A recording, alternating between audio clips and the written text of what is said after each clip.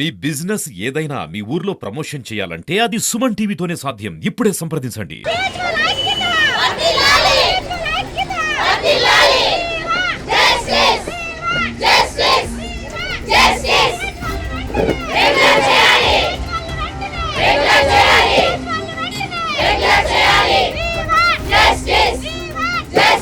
నా పేరు వనజ అండి. ఏపీఎంసీ గుంటూరు డిస్ట్రిక్ట్ వైస్ ప్రెసిడెంట్గా పనిచేస్తూ ఉన్నాను. మేము గత 11 రోజులుగా నిరవధిక సమ్మెను చేస్తూ ఉన్నామండి.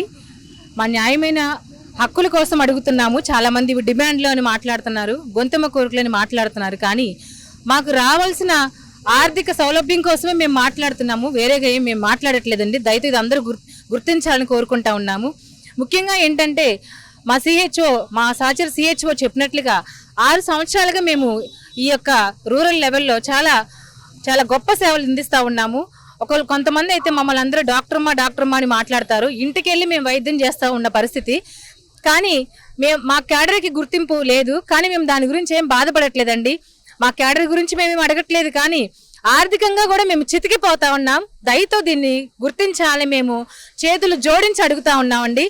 మాకు ఎన్హెచ్ఎం వాళ్ళందరికీ 23% ఇంక్రిమెంట్ అనేది ఇచ్చారు. మాకెందుకు ఇవ్వట్లేదు అని అడిగితే మీకు ఇన్సెంటివ్స్ కలిపి 40,000 వేస్తున్నాం కదా అని మాట్లాడుతూ ఉన్నారు. కానీ ఏ సిహెచ్ఓ అకౌంట్ లో కూడా ఇప్పటి వరకు 40,000 అనేవి క్రెడిట్ అవ్వలేదండి. మీకు కావాలంటే మేము అకౌంట్ నెంబర్లు కూడా ఇస్తాము, మీరు చూసుకోమని కూడా మేము మీడియా పూర్వకంగా అడుగుతా ఉన్నాము. అందరికంటే మీకు ఎక్కువ జీతాలు ఇస్తున్నాం, మీకు ఏ ఇంక్రిమెంట్లు రావు, మీకు ఏ ఇయర్లీ ఇంక్రిమెంట్ ఉండవు, మీకు పిఆర్సీలు ఉండవు అని చెప్పి మాట్లాడుతూ ఉన్నారు. మేము ఎన్హెచ్ఎం వాళ్ళం కాదా అని అడుగుతా ఉన్నాము. మాకెందుకు వర్తింప చేయట్లేదని మేము మీడియా పూర్వకంగా అడుగుతా ఉన్నాము. 6 సంవత్సరాలు నిన్న సిహెచ్ఓల్ని రెగ్యులర్ చేయాలని చెప్పి ఆయుష్మాన్ భారత్ గైడ్ లైన్స్ ప్రకారం వచ్చిందండి. కానీ ఆ బాండ్ని రెన్యువల్ చేస్తా ఉండి వాళ్ళకి అవసరమైన ఉంచుకుంటూ అనవసరమైనవి మాకు ఉపయోగపడే వాటిని తీసేస్తే రెగ్యులర్ వాళ్ళకి అనుకూలంగా ఆ బాండ్ని చేస్తా ఉన్నారు. మేము 6 సంవత్సరాలు నిన్న సిహెచ్ఓలు అందరూ రెగ్యులర్ చేయమని అడుగుతా ఉన్నామండి. 1000 మంది అయితే వాళ్ళైతే లేరండి, చాలా తక్కువ మంది ఉన్నారు. మేము బ్యాచెస్ వైజ్ గా రిక్రూట్ అయి ఉన్నాము. ఫస్ట్ బ్యాచ్ వాళ్ళు 6 సంవత్సరాలు పూర్తి చేసుకున్నారు. వాళ్ళని రెగ్యులర్ చేయమని మేము అడుగుతా ఉన్నాము. అంతేకాకుండా మాకు 7-8 నెలల నుంచి మాకు పెండింగ్ ఇన్సెంటివ్స్ అన్ని పెండింగ్ లో పడిపోయి ఉన్నాయి. మాకు 24,000 మాకు వస్తా ఉన్నాయి. ఇన్సెంటివ్స్ అనేవి అయితే రావట్లేదు. ఆ 24,000లోనే అద్దె బకాయిలు కూడా 7 నెలల నుంచి పెండింగ్ ఉన్నాయి. మేము ఆ 24,000 ఇంటి అద్దె కట్టుకుంటూ మా ఇంటి అద్దెలు కట్టుకుంటున్నాము. ఇంటి పనులన్నీ నిత్యావసర సరుకులన్నీ కొనుక్కుంటా ఉన్నాము. అవన్నీ రేట్లు పెరిగిన పరిస్థితి ఇప్పుడు చూస్తాను. అంతేకాకుండా మేము చేస్తున్న జాబులకు సంబంధించిన బిల్లింగ్స్ రెంట్లు కూడా మేమే కట్టుకుంటున్నాం, కరెంటు బిల్లులు కూడా మేమే కట్టుకుంటున్నాం. వాటికి ఏదైనా ఇన్స్పెక్షన్లు వచ్చినా, విజిట్లు వచ్చినా ప్రతి ఒక్కదానికి సిహెచ్ఓనే బాధ్యత అండి. ఎవరు పట్టించుకోరు, ఎవరు మా గోడు వినరు. ఎక్కడికి వెళ్ళినా కానీ అది సిహెచ్ఓనే చేయాలి అంటున్నారు. టీం లీడర్ అని చెప్పి డబ్బులు పెట్టే దగ్గర అయితే మాట్లాడుతున్నారు. కానీ పని విషయంలో మాత్రం మీరు అందరితో కలిసి చేయాలని మాట్లాడుతూ ఉన్నారు. ఎక్కడ ఏ వర్క్ తగ్గినా, ఎక్కడ వర్క్ అవ్వకపోయినా కానీ సిహెచ్ఓ చేయాలి. కానీ ఆర్థిక విషయాలకు వచ్చేసరికి సిహెచ్ఓ అవసరం లేదు, మీకు డబ్బులు ఎక్కువ ఇస్తున్నాం అనేది అందరి దృష్టిలోకి వెళ్ళిపోతా ఉంది. కానీ అది తప్పని మేము మీడియా పూర్వకంగా చెప్తా ఉన్నామండి. ఆర్థికంగా మాకు కూడా వెసులుబాటు కల్పించాలని మేము అడుగుతా ఉన్నాం. మా పెండింగ్ ఉన్నవి కూడా తక్షణమే విడుదల చేయాలని చెప్పి, మా యొక్క ఉద్యోగానికి భద్రత లేదండి. ఇప్పుడు నేను ఎంఎస్సీ చేసి వచ్చాను, పిహెచ్డీలు చేసి వచ్చిన వాళ్ళు కూడా ఉన్నారు. మీకు బయటకు వెళ్తే 12,000 కూడా రావని మాట్లాడుతున్నారు. కానీ మాకున్న క్వాలిఫికేషన్ కి మేము 50,000, 60,000 సంపాదించుకోగలమండి ప్రైవేట్ లో. కానీ ఎందుకు వచ్చాము? గవర్నమెంట్ అంటే ఒక సెక్యూరిటీ, రేపు మా పిల్లల భవిష్యత్తుకి కానీ మాకు కానీ ఒక ఉంటది, మాకు ఒక ఉపయోగకరంగా ఉంటది అని చెప్పి మేము ప్రిన్సిపల్ గా చేసిన వాళ్ళం, అసోసియేట్ ప్రొఫెసర్లుగా చేసిన వాళ్ళం కూడా పల్లెటూరులో వచ్చి కనీస వసతులు లేని ప్రదేశాలు కూడా పనిచేయడానికి ముందుకు వచ్చాం. కానీ దీనికి వచ్చినప్పటి నుంచి మాకు నిరాశ మిగిలింది. ఈ 6 సంవత్సరాల బాధని మేము ఎన్నో సార్లు చెప్తూనే ఉన్నాము. సిఎఫ్డబ్ల్యూలో కానీ ఎక్కడ ఏ అధికారి దగ్గరైనా మా రిప్రజెంటేషన్ ఉంటుంది, మీరు వెళ్ళి చూడండి. అవి డస్ట్బిన్కి మాత్రమే పరిమితం అయ్యాయి. కానీ మా గోడు విన్న వాళ్ళు ఎవరూ లేరు, మమ్మల్ని పిలిచి మాట్లాడే వాళ్ళు ఎవరూ లేరండి. దయతో మా బాధను గుర్తించి మాకు కావాల్సిన న్యాయమైన హక్కుల్ని తీర్చమని మేము మీడియా పూర్వకంగా అడుగుతా ఉన్నాము. Thank you. గుడ్ మార్నింగ్ అండి అందరికీ. నేను ప్రవళిక, సిహెచ్ఓగా పనిచేస్తున్నాను. కొలకలూరు పిహెచ్సి నందు సిహెచ్ఓగా పనిచేస్తున్నాను. ఇప్పుడు మేము ఇట్లా రావడానికి కారణం ఏంటంటే అండి, మాకు మెయిన్గా ఉద్యోగ భద్రత లేదండి. ఇప్పుడు పల్లెటూరులో మేము వెళ్ళి పనిచేస్తున్న దానికి మాకు ప్రతిఫలం లేదండి. ఎవరు చూసినా కానీ మీదెంత ఆఫ్టర్ ఆల్ అనే స్టేజ్లో ఉండిపోయామండి. మేము అట్లా ఎందుకు ఉండిపోతున్నాం మాకు అర్థం కావట్లేదు. నేను చదువుకొని 6 years కష్టపడి, అంతకుముందు మ్యారేజ్ అయిన తర్వాత నేను చదువుకొని వచ్చానండి. చదువుకొని వచ్చి ట్రైనింగ్ 6 months ట్రైనింగ్ చేసుకొని వచ్చి కంప్యూటర్ బేస్డ్ టెస్ట్ చేసి దాంట్లో క్వాలిఫై అయిన వాళ్ళనే వీళ్ళు తీసుకున్నారండి. గవర్నమెంట్ సెక్టార్లో కొంచెం స్టేబుల్గా ఉంటాము, నా కుటుంబాన్ని నా పిల్లల్ని స్టేబుల్గా ఉంచుతాను అని చెప్పి నేను వచ్చానండి.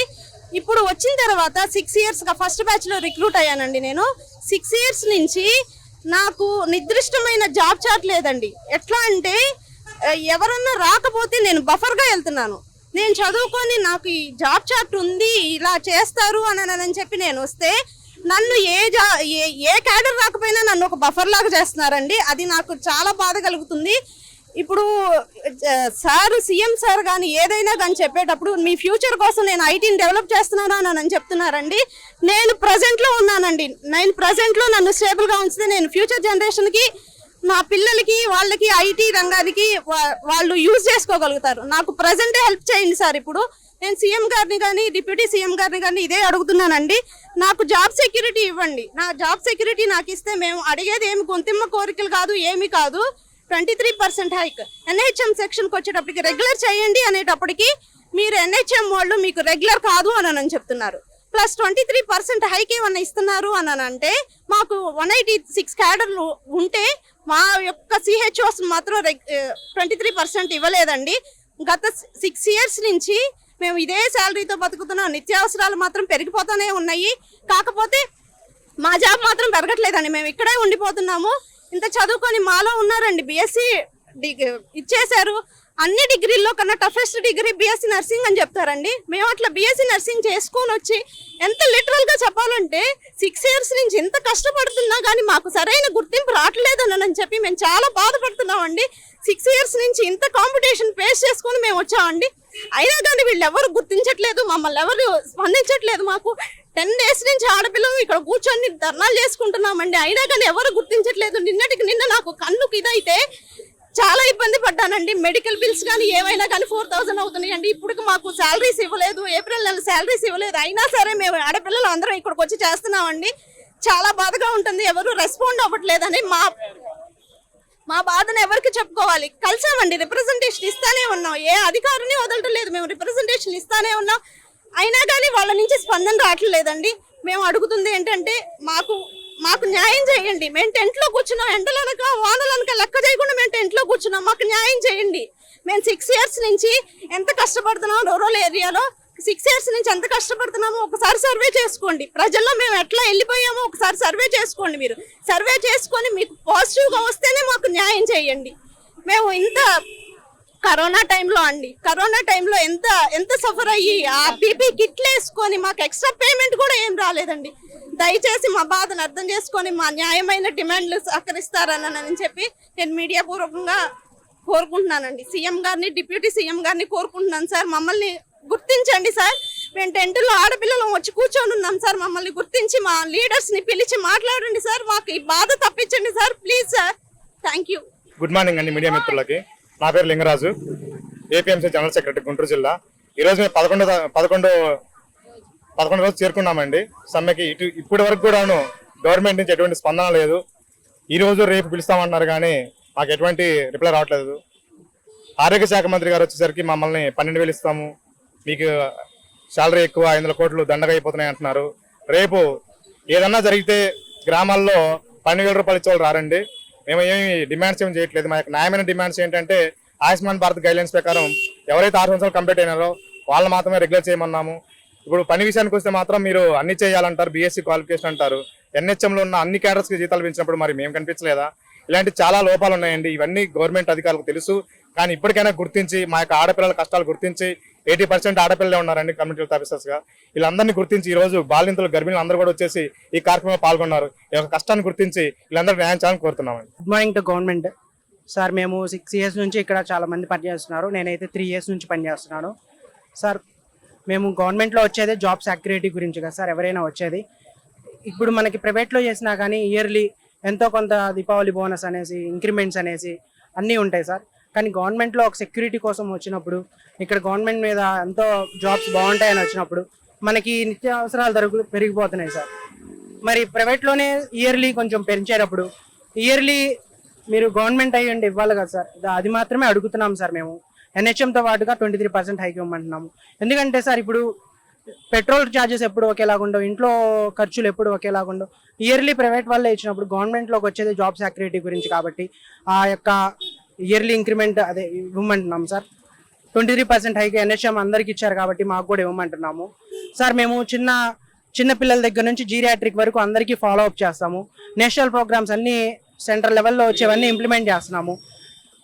Starting from paediatric to geriatric అందరికీ మనము అంత బాగా కేర్ ఇచ్చేటప్పుడు, ఫాలో అప్ చేసేటప్పుడు డాక్టర్స్తో అందరితో ఒక చైన్ సిస్టంలో మేము ఒక భాగమైనందుకు మాకు చాలా ఆనందంగా ఉంది. అంతవరకు చేసే మాకు సెంట్రల్ పరంగా మీరు గైడ్లైన్స్ని అమలు చేసి మమ్మల్ని అందరినీ ఈ యొక్క గవర్నమెంట్ ఎంప్లాయీస్కి సంబంధించిన ఫేవర్గా ఉండే గవర్నమెంట్ అని మమ్మల్ని అందరినీ కాపాడతారని కోరుకుంటున్నాం sir. Thank you so much నాకు అవకాశం ఇచ్చినందుకు థ్యాంక్ యూ.